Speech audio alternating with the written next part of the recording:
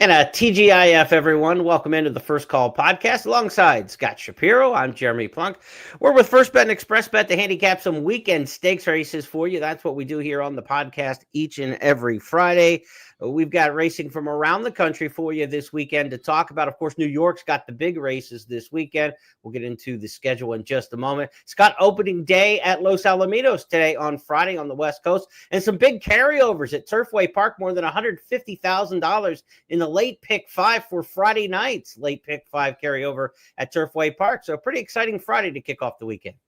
Yeah, tough sledding 2 days in at Turfway. It looked a little formful for Turfway, a place I'm very familiar with on opening day for Turfway. Still good payouts, of course.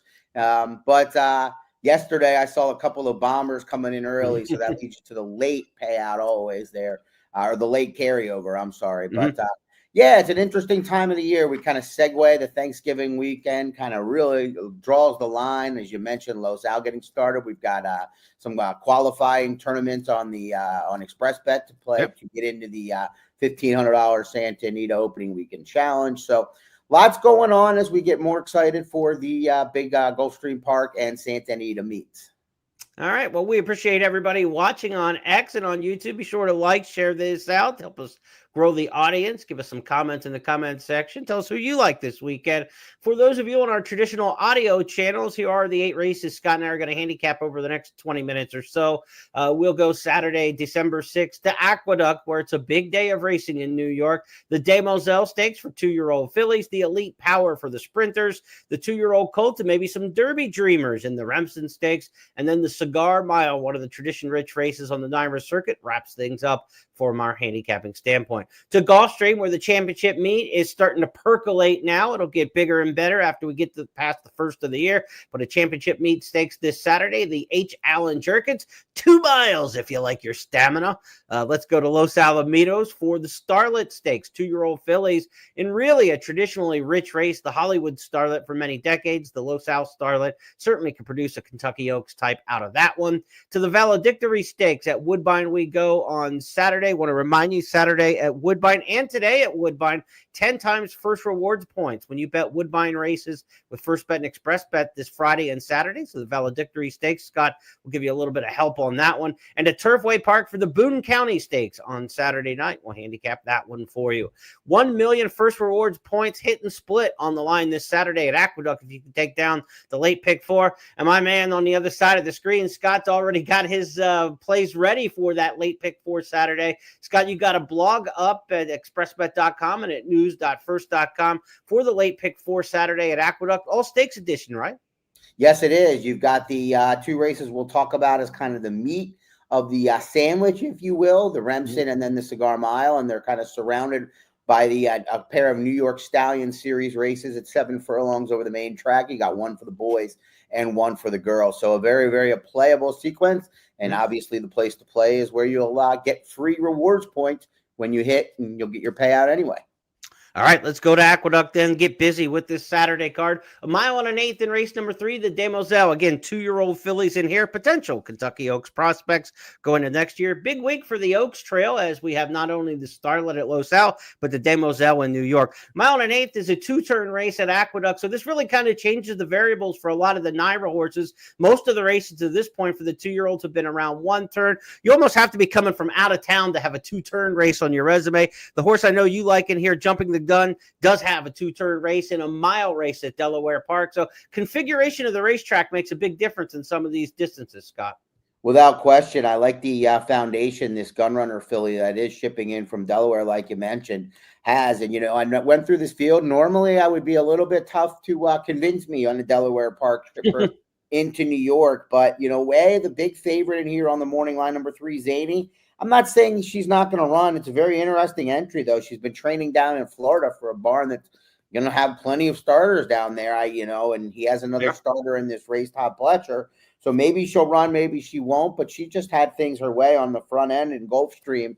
I don't think she answered really any questions about 1 mile and an eighth that day and will be a very short price.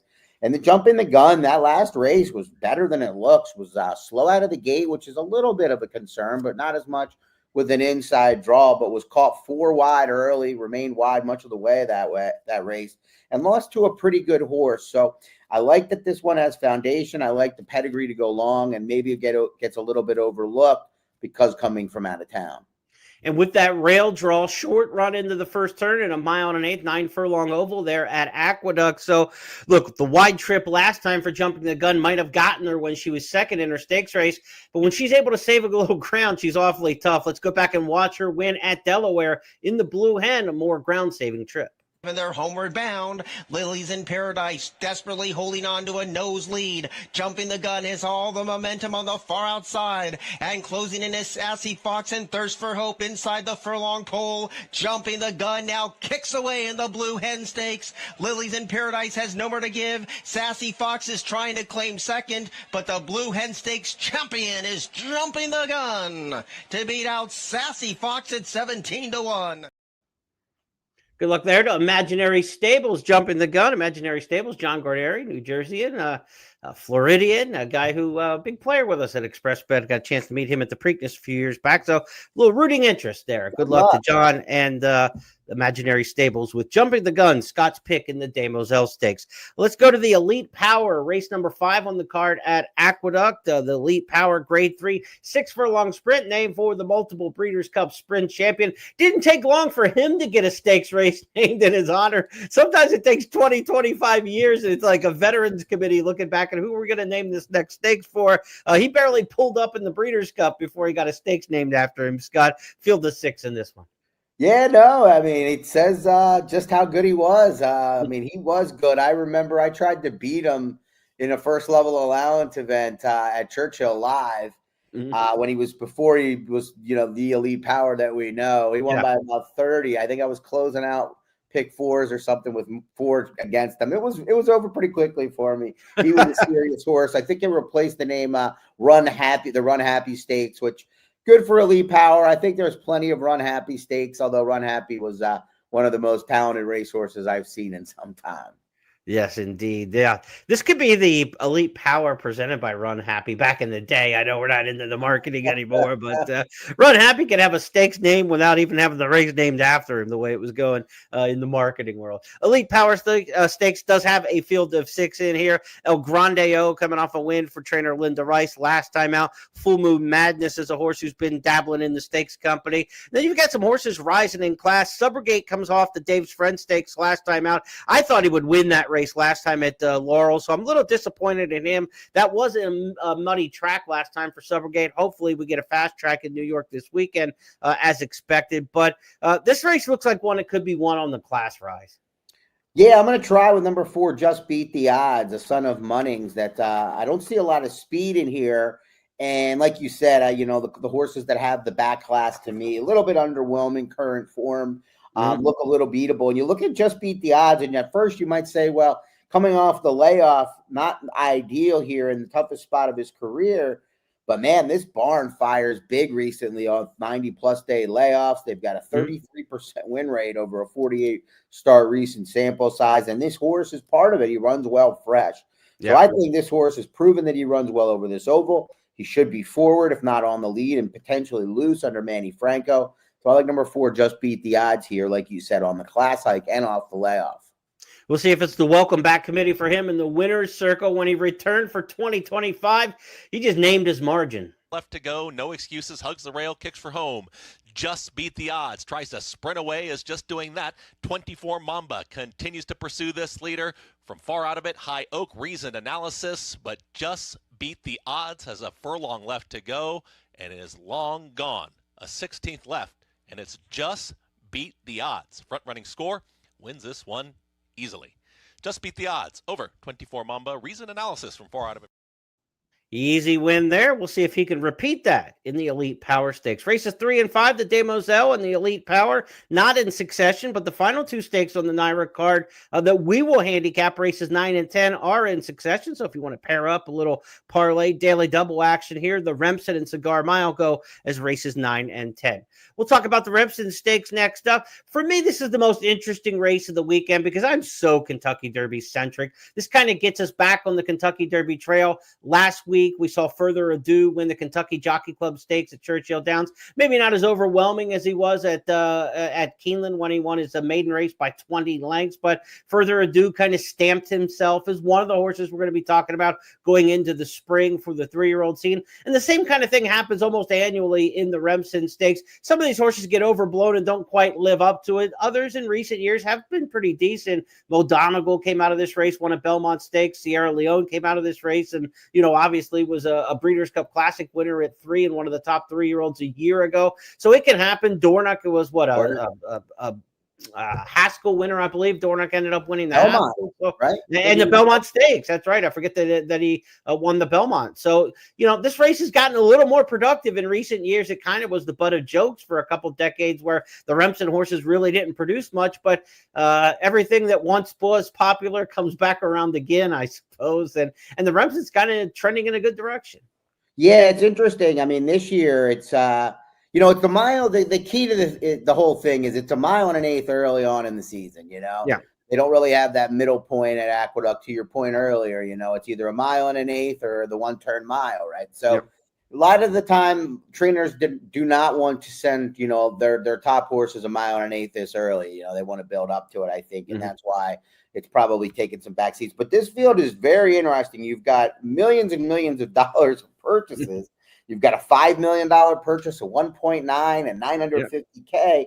And it's all horses that, either one of two things, definitely these trainers starting them at a 1-turn mile and forwarding them right away to a 2-turn 9 furlongs tell you maybe not as fast as some of the other ones that are going to be top 30 prospects, but more so horses that have stamina. And so that's what I look at with these horses. Paladin might be the exception. I think if he runs well in here, he's going to be right up there with Further Ado and some others, like you mentioned, at the head of the class. He's getting a lot of buzz. But to me, that's what it looks like. It looks like a quality field of just horses maybe that are, not showing that super speed in the morning. So therefore, they're already at the 9 furlongs.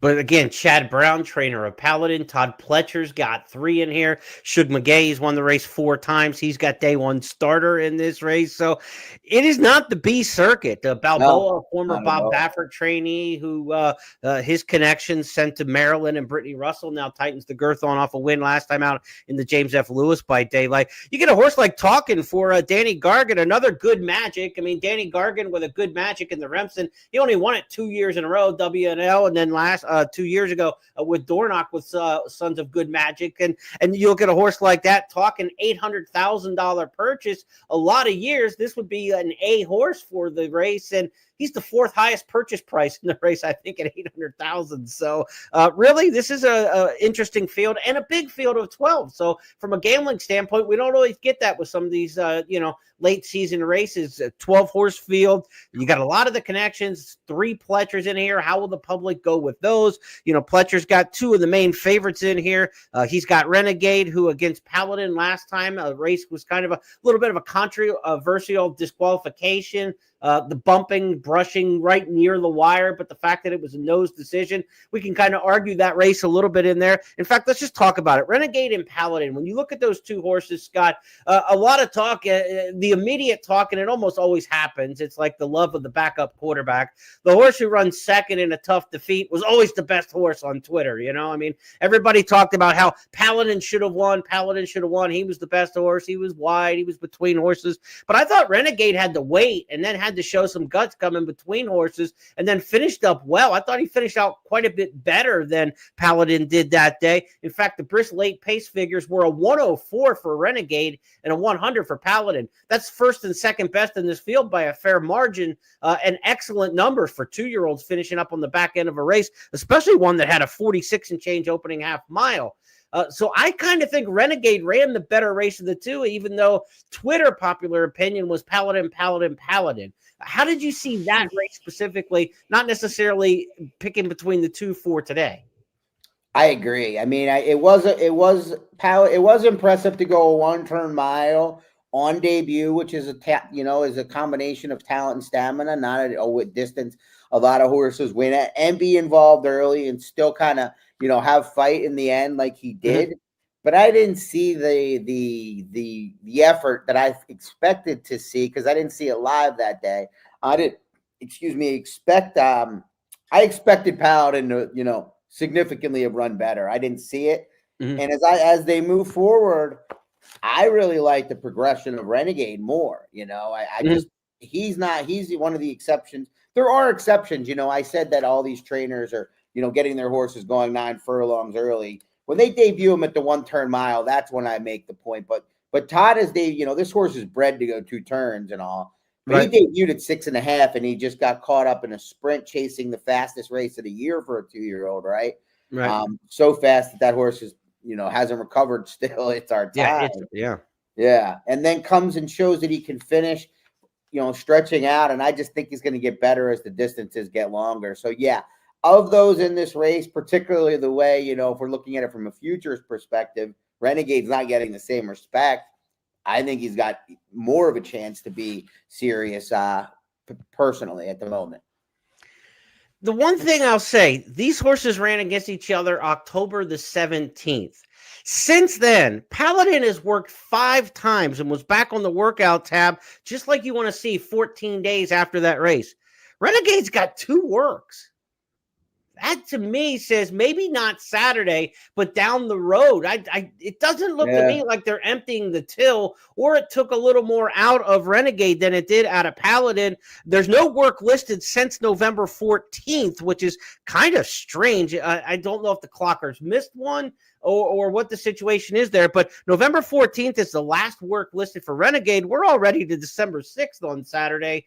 No work going into this race to go the mile and 1/8. So I kind of give the advantage to Paladin in that head-to-head matchup this time, but I actually thought Renegade ran the better race in their head-to-head, and maybe for next year, Renegade's the one that I want to move forward. It'll be interesting to see what Todd does with Renegade. Obviously, he'll winter in Florida, but Pletcher, no stranger to shipping horses out the fairgrounds to run in races. He's got Ted Noffey. I can't imagine Ted Noffey's going on the road anywhere, that he'll be at Gulfstream and he'll run in the main races at Gulfstream. Of course, he's not going to run in the Fountain of Youth and the Holy Bull, so you could take a horse like Renegade in one, Ted Noffey in the other. Todd's going to have some decisions to make what he wants to do campaign-wise, but Renegade and Paladin, certainly a big discussion point in this race. And Pletcher's got another in here in Courting that I want to talk about. Courting is by Curlin out of Cavorting. That makes him a fool to Clairiere, a multi-million-dollar winning mare. Really, this is a horse who went through the auction ring at Keeneland September back in 2024 and brought $5 million. Not favored in the debut, went 4th behind Igniter, who's back in this race, but bet all the way down to 1-9 last time in that second start. Let's take a look at Courting in that second career effort and see what we think of him in the Remsen. The top of the stretch, the 1-9 favorite's got a tussle on his hand with a big long shot and stream it the gray down the center of the racetrack. Courting has still got more. Grittiness starts to collect some momentum too. Courting is just slowly extending away here from Stream It, who's alone in second. Grittiness is going to try one final time. Courting has a 16th left to go, and Courting will get the victory. Courting will win it. Grittiness second. Stream It, and I'm a Big Bad Wolf. 1 minute 36.03 seconds. Not a terribly wildly impressive win, but also not one to slough at. Only against 3 rivals. I thought he was ridden out a bit, but I like the gallop out and the energy in there. I got mixed signals on this one, Scott. I'm not quite sure what to do with Courting in here. Johnny V's been a Remsen kingpin over the years. Couple brisk late pace figures of 94 and 94 in both career starts around 1 turn in those 1 turn miles. Those are pretty good numbers for a 2-year-old on the back end of a 1 turn mile. But again, we talked about that Renegade and Paladin race where Renegade got the 104, Paladin got the 100. What do you make of Courting in this spot? Yeah, he's the one that I'm more against. I think I don't love that he debuted at the 1 turn mile at Aqueduct in late September. Didn't even go off the favorite with this pedigree. That just combined there just tells me that he wasn't, he's not that fast. That doesn't mean he can't get good. And especially as the races go longer, a lot of these horses, you want come Derby time weren't that fast. But right now, I want a fast horse in these kinds of races. They generally win, unless the trip is really up against them. And then last time I didn't learn anything. It's a 4-horse field where he walked on the lead at 1 to 5. Grittiness ran second. I mean, his past performances for those following along are 2 above him. He's done very little so far, even though he's bred to be very good as well. So I'm against courting in here. He's the one, that I would take a swing against, assuming he takes some money, which you would expect him to. Yeah. But yeah, he's the one that I've got my, temporarily I've got concerns about. If I spent $5 million, I'd have more than temporary concerns. But can you imagine watching a horse after you spent $5 million on him? Oof. Yeah. Just get to the races is the first hurdle, and then you get there, and then turn out you better be pretty good for $5 million. Let's talk two more horses in here. Let's talk Igniter and Talking. We'll start with Igniter. He's fresh. He's been away since September, since breaking the maiden. Aimed at the spot for a while now by trainer Rick Dutrow. Bullet workout on November the 11th. He's been right on cue, like you like to see every 6 days. He's training pretty well in here. You don't see Dutrow with Three Chimneys Farm horses. What do you make of Igniter in here, who in that career day or in that career maiden breaker, second career start in September, did beat Courting in that spot? What do you think about Igniter in here? Yeah, I mean, he's done very little wrong to me. Running third at Saratoga on debut at a big price was good. I mean, Richard Dutrow Jr. was not winning races at Saratoga much at all this summer. So that was a good effort. Then he comes back, and to the point of Courting, I mean, this horse gets hammered right into Courting, who has the fancy pedigree and sales price, and ran well. You've got the the top side of the pedigree. I guess Volatile, is this the first or second crop, or one of the first couple crops? Sprinter though, as a horse, we'll see how it turns out. But the bottom side is a very strong family. The dam earned over $600,000, and there's some two-turn pedigree there. I don't love Igniter in this spot. I don't necessarily love the outside draw in this. It's not outside, I guess, but he's got plenty of upside still. He's in the 7 hole. Out in the 11 is Talking, and the draw is kind of the detriment here, right? I mean, this horse with a better draw would certainly be absolutely right in the mix on the win end. We mentioned Danny Gargan winning this race twice with Offspring of Good Magic in the past couple of years, W&L and Dorduck. And, this is a horse who's bred to go long, top and bottom. I think there's some distance on this pedigree. Gargan's run 3 horses in the Remsen. He has those 2 winners. He also has a third place finisher. The barn has 1 win at the meet already, or 3 wins at the meet already, off to a good start. The second place finished in Napoleon Solo when Napoleon Solo ran off and hid in the Champagne Stakes. It may not look bad on paper. I went back and watched, and the number looks good, but he just wasn't doing that much in there. And I thought they were laboring behind Napoleon Solo, but everybody had a reason to in that race. 44 and change, 107-4 for 6 furlongs. So this is going to be a much different pace. I mean, he was in the rocket launcher last time, and this is going to be a slow burn, at 1 1/8 miles. So there's no telling how Talking might run over this trip. But the 11 hole, he's probably going to get hung wide no matter what Kendrick Carmouche tries to do, unless he just busts. He's got to try to bust. That's Kendrick's game. This horse is faster than he looks on paper. Remember, those are 1-turn races, and they were run fast early on. So don't look at kind of the fact that he was off the pace and judge him based on that. The pace, like you said, JP, going to be much different. I think he's got a lot of upside. This is going to be a tough spot, but it very well, because of the post, and that very well may increase his price. So if you like him, you might get a very good price today. And if he's better than these, he could certainly win this race. As our good friend and harness handicapper with Express Bet and First Bet likes to say in his videos, the post makes the price with the harness horses that get drawn outside. Maybe the post will make the price in there for that runner in the Talking running in the Remsen Stakes. Let's go to the Cigar Mile feature race number 10 on the card Saturday at the Big A. Cigar Mile named, of course, for the great 1995 streaking cigar, won 16 in a row at the highest levels. That was the original Who Did He Beat horse for me. I remember being at the track. And everybody would, who did he beat? Because he would be like 1 to 9, and he would travel every different track, but he wouldn't, he was too good. Who did he beat?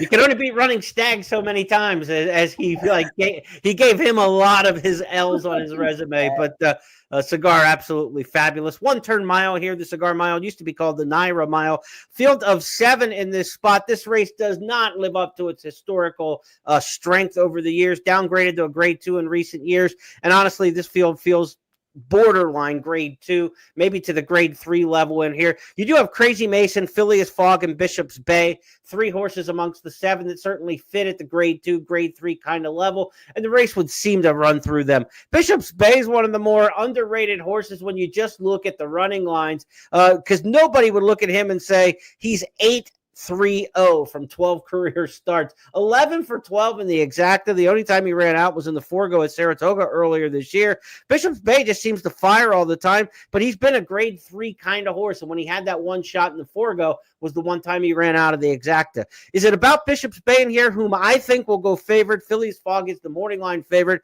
I think Bishop's Bay will get bet under Pratt in here. You look at the running lines, this horse is just bet and hammered in the tote almost every single start. I expect Bishop's Bay to be the favorite in this particular spot. Do you like him or somebody else? I never liked Bishop's Bay. I've lost a lot of times trying to beat him, though, admittedly. This is a horse that I just remember being down at Fairgrounds when he debuted, and he was the Derby horse, or him and First Mission were the same crowd. They loved those two. They debuted in the same race. He's just been, the way he's been managed is just telling you, they're just, it's tiptoeing around the top competition. Now, this is not the top competition, but I think it's better than what he's faced. I would never back him at the price he's going to be. Can he win? Yes. Will he hit the board? Probably. Phileas Fogg is going to take a lot of money as well. 1 turn mile and blinkers going on. Big questions. Is this just a swing at the end of the year because it's a big race, locally? I don't know why they're in this spot. He might just be better than these horses, but because I'm leery on the 2 favorites, I'm going to roll with our old friend, the Crazy Masonator, because he just comes every time. I don't know if he's going to get the pace to chase. I don't know if the 1 turn mile is where he's best at, but I think he's better than those horses at 1 turn right now, and I'm going to hope that he gets the trip.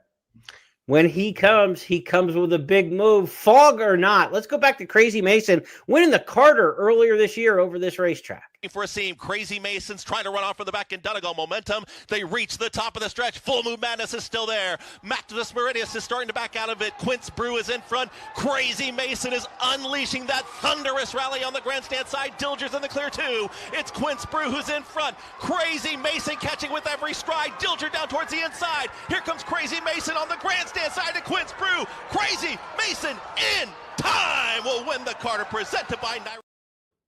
I'll tell you what, Crazy Mason's going to make it exciting, that's for sure. One of the more entertaining horses in the game. Again, he will drop way out of it, make one big run. Those were in 6 and 7 furlong sprints. In the 1 turn mile, if the pace isn't quite as fast, maybe he's not as far back. That could be good, that could be bad. We'll have to see how it shakes out with him, but I'm definitely rooting for Crazy Mason in here. And he gets Irad Ortiz Jr. to ride. Of course, Ortiz coming off a big meet at Churchill Downs, where he was the riding champion there during the fall meet, and getting set to head down to Gulfstream here in a few weeks for the championship meet at Gulfstream. So you get Irad Ortiz aboard. He'll just be a passenger the first half mile, and then they're going to get to work on Crazy Mason. All right, let's go to South Florida. We'll beat Irad there. We're going to head there next.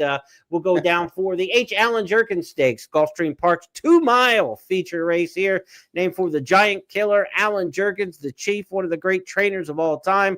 2 miles on the turf here, Scott. In the last couple of years, this race has produced a $9 exacta. It's chalky as it could be, and then a 61-1 winner last year. So anything goes at 2 miles. Which way do you want the dart to fall? Yeah, to me, these races are tough, but I'll take the form that I've seen recently in these long-term races, combine it with the trainer that I trust most in these races in North America when procuring horses and then getting them to go longer distances. I'll take the inside. I'll take number 1 risk manager in the Allen Jerkens this year. The the second choice. I expect him and Summer Cause, one of those 2 to win it. So I will side with the chalky version of the H. Allen Jerkens down at Hallandale Beach. Trainer Mike Maker won this race in 2016, 2017, and 2022. We'll go for a 4-bagger with risk manager, who was a winner at Kentucky Downs earlier this year. Bail us out behind these horses and deeper out of deductions past the 8th pole. And it's Gilded Kraken, risk manager putting his lime blinkers to a narrow lead from Gilded Kraken, who's not done with. And then comes Segoy. Narrow lead for risk manager close to the wire. and Risk Manager has won narrowly over Gilded Kraken, who's stuck like... We will see if he can take that Kentucky Downs form on the road to Gulfstream Park. Risk Manager is a winner over the course at Gulfstream amongst 5 career starts there. Coiled is a horse running at Gulfstream for the first time that I give an upset shot at here, coming off an allowance win last time out at Laurel Park. Coiled, trained by Arnold Delacour, really good stamina trainer on the turf.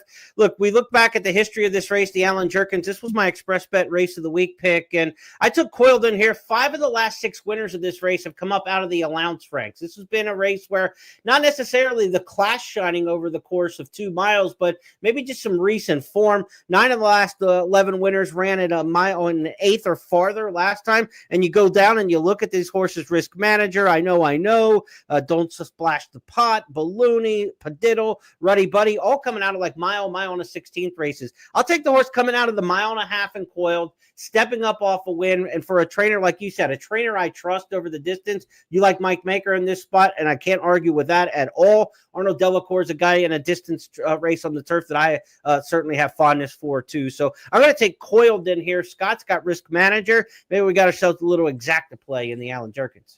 Yeah, no, Arnold Delacour and the pedigree definitely there for this one. And Jorge Ruiz, a very capable turf rider. In fact, positive ROI over a recent 400-plus start sample size on the side.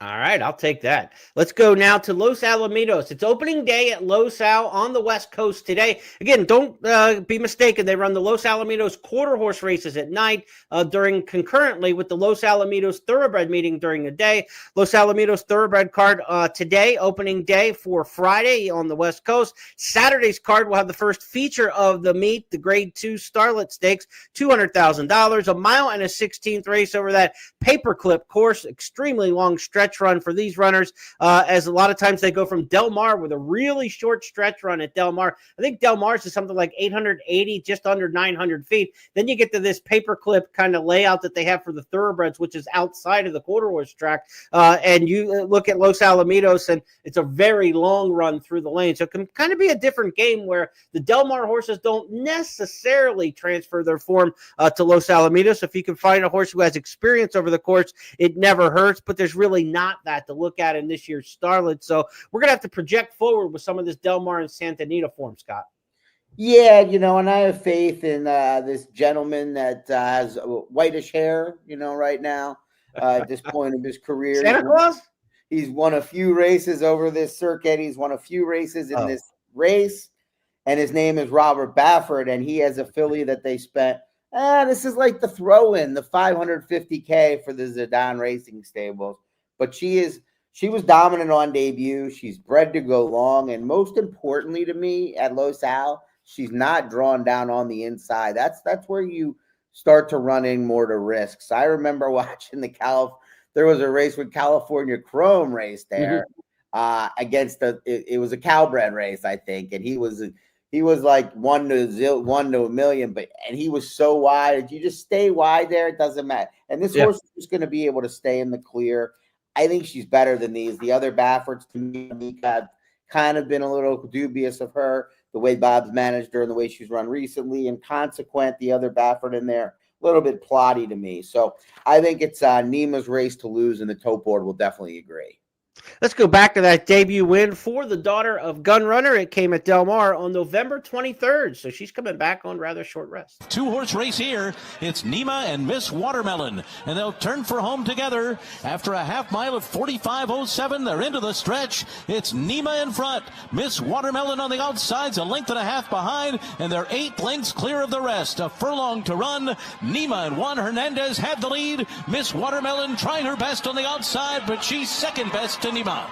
Nima down to the wire in front. Miss Watermelon second, beaten 2 lengths on the wire. In this case, follow the Juan. Juan Hernandez has ridden all 3 Bob Baffert horses in this race, including most recently Hamika, who he's won 2 stakes with. He jumps off her. Consequent, a Juddmonte first-time starter winner for back in November at Del Mar. He jumps off that one, and he ends up on Nima. Baffert's got 3 of the 6. He's either got 9 wins or he's going for his 9th win in a row, something like that. 9 wins in a row in the Hollywood Starlet, going for 10, or he's going for 9. Whatever the case, Baffert has dominated this race over the years. I think there were 32 nominations for this race when I looked at the nom sheet, and I thought, hey, they're going to get a good field for the Starlet. 6 end up entering, 3 Bafferts. Doug O'Neill sends a pair in here. Peter Miller won. There is just no competition at the highest level for that white-haired guy with the glasses that you were talking about. Yeah, it's tough to try to beat him, but you found a way to beat him with Intrepido earlier on in the year. So yeah, times you got to pick your spots, you know. Yeah, that was my one. We'll leave it at that. Let's switch up from Los Alamitos, and we're going to go next up to Woodbine, the Valedictory Stakes, Grade 3 company here. I think it's the last graded stakes race on the calendar this year at Woodbine. Saturday's Valedictory Stakes at 1.5 miles on the main track here. So we're going for some stamina on the Tapeta. Field of 9 entered in this one, Mr. Shapiro. Who did you end up with? Yes, 1.5 miles a day of lots of routes. And I didn't trust the favorites in here enough to back them. So I went with a horse going second off the layoff that has had some success over this racetrack, over the synthetic course. That's number 6, Cool Kiss, who should be a pretty good price here. Martin Drexler, son of Cantharos, has 3 of his 4 wins over this course.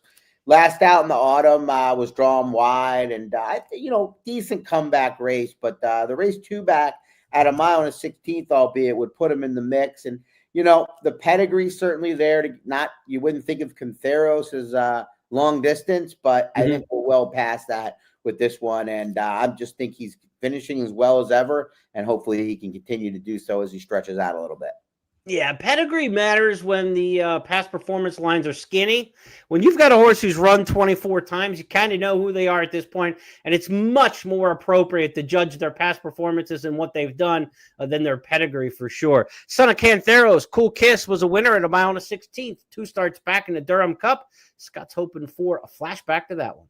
It is Paramount Prince being tested now for the first time really fully by Dresden Rowe, and Dresden Rowe on the outside just in front. They turn together from in third, Cool Kiss right behind them, at Dresden Rowe out in the lead. In second placing is Paramount Prince, and then came Cool Kiss. A real battle, Paramount Prince kicking on. Dresden Rowe, Paramount Prince and Cool Kiss taking aim. Dresden Rowe's got the better of Paramount Prince, but Cool Kiss is running over the top of them. Cool Kiss on the outside, and Cool Kiss has got up to win. Cool Kiss in the Durham Cup. Little Bill Raftery with the kiss to get you in on that one, hopefully, in the big race at Woodbine this Saturday, this Valedictory. We'll go to Kentucky. We're talking some basketball. You got to get to Kentucky. Let's go to Turfway Park Saturday night, race number 7. It is the Boone County Stakes, 125,000, 1.25 miles. Like, if you're not running 1 mile or 1/8 or farther this weekend, just stay home, apparently. We got a 10-furlong race. Fantastic again, the local stakes winner over the track, Honor Marie, a horse who's an alum of the Derby, the Belmont, the Travers. So there's some familiar names in this particular spot, Scott. Which one did you land on in this field of 11 at Turfway? Yeah, they're all very familiar to this old former Kentucky guy, but no doubt about it. Plenty of early speed, though, for 1.25 miles, assuming they all stay intact. You've got Fantastic again, who I think we're going to take a look at. He loves it over this oval. We're going to take a look back at one of his runs. You got strong quality down on the inside. There's some speed a little bit to the outside, and Prince of Power. I think it's Zerviev who's going to be able to take advantage. This is the son of Oscar Performance that was in the Cherie de Beaubarn for a while. Never really came to full hand for Cherie, but was claimed for 40 by that guy again, Mike Maker. And he stretched out the 2 mile and 3/8 races. Both of them resulted in wins. And we've seen this one prove that he can finish over the oval at Turfway, which is a different surface, of course.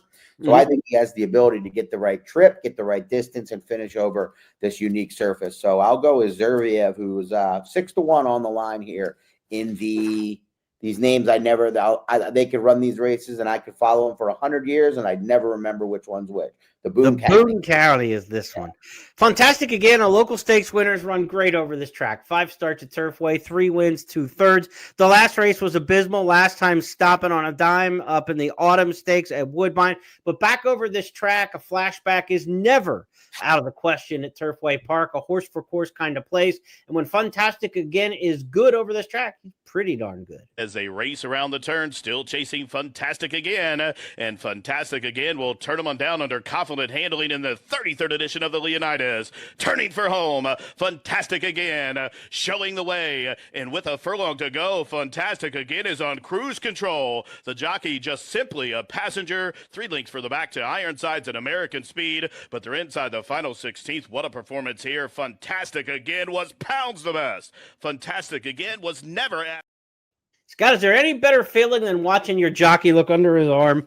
I mean, when you get that kind of win, you know you're in pretty good position. It's great. The only thing better than the one we saw was when they're bigger than even money, right? But yeah, sure. At a you price, and you bet a price, and you're kind of not confident. You know, there's some formidable opponents. You know, you're going to run well, and then all of a sudden, you're just like, nobody's making up ground, and I haven't been asked yet. This is the best feeling in the world. Should be a great weekend of racing from morning through night there at Turfway Park on Saturday. Hope you play it with First Bet and Express Bet. A reminder, we got the 1 million first rewards points hit and split on that late pick 5 on Saturday, or late pick 4, I should say, Saturday at the Big A at Aqueduct. Scott gave you half of the winners in that sequence. He's got Crazy Mason in the Cigar Mile. He's got Renegade in the Remsen. You come up with the other 2, and then you'll hit the pick 4 at Aqueduct and share in those 1 million first rewards points. Also, again, a reminder, 10 times first reward points giveaway with what you play today. 10 times first rewards points earned today at Woodbine, as well as Saturday's card that includes the Valedictory Stakes on Saturday. So some good promos this weekend. We've got a new one, the Winter Winterland, where you bet 100, you get $10 back on Tuesday and Thursday cards. Select cards coming up between now and Christmas. So be sure to check the promotions page to see which tracks they are coming up next week on Tuesday and Thursday. I'll be back next Tuesday on the It's Official podcast to wrap up the big weekend. Scott and Bailey Armour, of course, have their podcast, Horse Sense, each and every Thursday. You can check that out, posted on YouTube already. And, of course, he'll have that for you next week as well. Scott, have a great weekend, pal.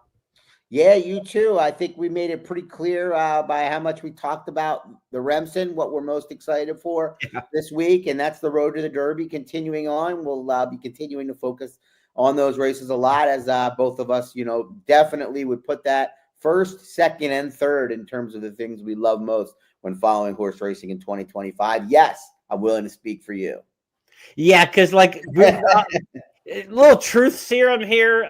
Going into it, I said this is going to be about a 25-minute record, Scott, because the races aren't the biggest races of the year. We're at 42 minutes because you get me talking Derby, I can't stop. So we talked a lot Remsen time on that. So we are right on time, as we usually hit in the 45-minute mark here on this podcast. And we once again did so this week. Have a great weekend, everybody. We'll talk to you next week.